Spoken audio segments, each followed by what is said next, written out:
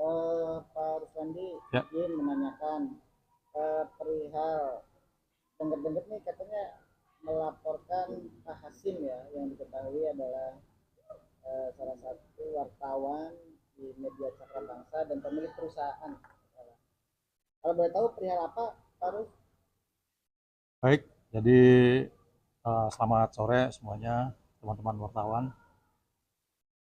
Betul bahwa saya telah mengadukan salah satu teman kita dari wartawan, yaitu Pak Hasim ya, terkait dengan apa yang sudah dilakukannya yang menyerang kehormatan saya gitu, sebagai pribadi, sebagai manusia yang saat ini memang sebagai berprofesi sebagai pengacara gitu, advokat. Yang pada saat itu awalnya saya membela seorang klien yang kebetulan klien saya itu sebagai terlapor dan terdakwa atas dugaan penggelapan yang mana korbannya adalah Pak Hasim itu. Jadi itu awal mula persoalan itu timbul. Jadi akibat perbuatan dia yang menyerang kehormatan saya secara terus menerus gitu, yang mana dalam konten-konten video dan seluruh disebarluaskan di seluruh media sosial milik dia gitu. Itu yang sangat apa uh, saya merasa keberatan sehingga sangat terpaksa sekali saya mengadukan perbuatan dia yang saya nilai sudah keluar dari konteks pemberitaan yang pada umumnya yang saya ketahui.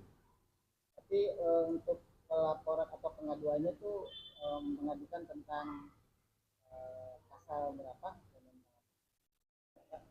Di situ sesuai dengan analisa yang dilakukan oleh penyidik, jadi pasalnya pasal 27 Undang-Undang ITE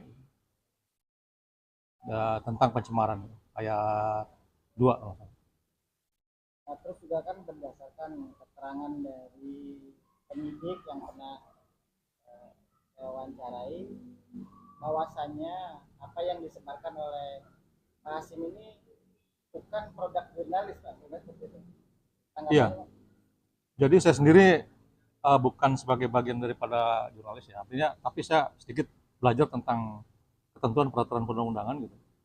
Jadi ada semacam standarisasi gitu kan, ketika suatu produk itu apakah itu dalam bentuk tulisan ataupun video gitu, yang mungkin itu ada standarisasi tentang jurnalistik.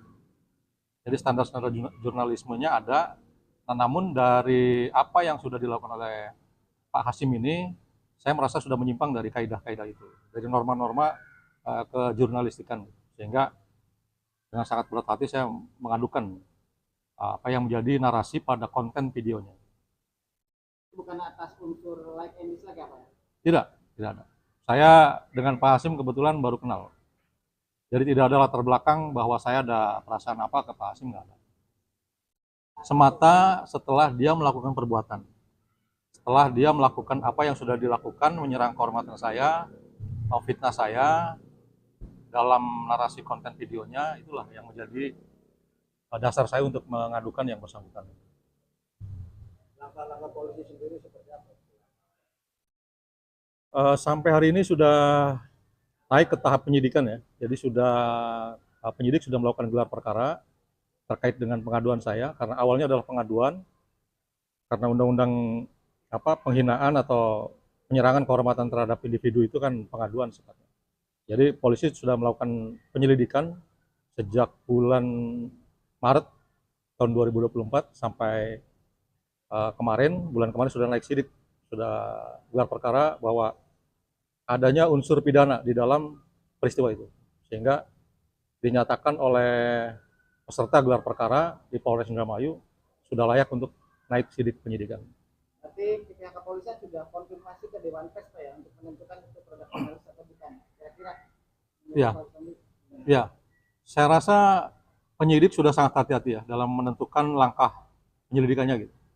Sehingga untuk naik kepada tahap proses penyidikan itu tentu sudah memiliki sumber-sumber informasi, telaah dan pernyataan-pernyataan daripada para ahli.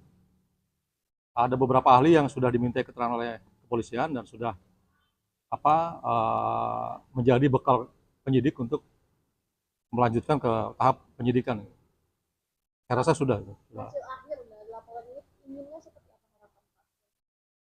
Harapan saya gini ya, jadi karena saya merasa sudah diserang kehormatan saya, sudah dipermalukan sedemikian rupa secara terus-menerus gitu kan oleh yang bersangkutan, sehingga saya pengen ada yang bertanggung jawab terhadap perbuatan itu. Ada dia bertanggung jawab secara hukum. Jadi dia harus bertanggung jawab secara hukum, harus mempertanggungjawabkan perbuatannya. Ada yang lain selain Pak Hakim, Pak? Barangkali ada narasumber-narasumber yang mengatakan bahwa itu ada sementara tidak ada, narasumber fiktif mungkin yang dilaporkan selain Pak Hakim?